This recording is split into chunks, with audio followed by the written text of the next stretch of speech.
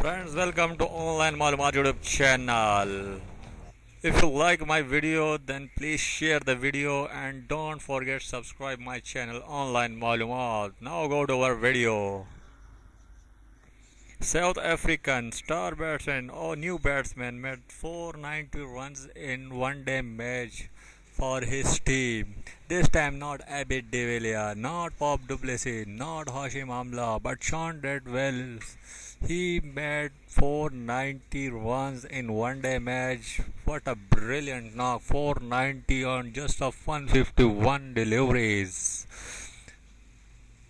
With the help of his 490, his team made a brilliant, outstanding highest ODI runs, 677 target.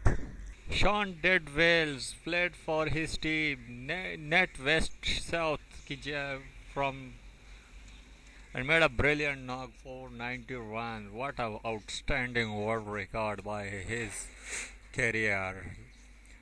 He is not just made a 490 run, but he also bowled 3 wickets with his outstanding bowling. The future hero of South African team, Sean Wells, made a 490 runs world record.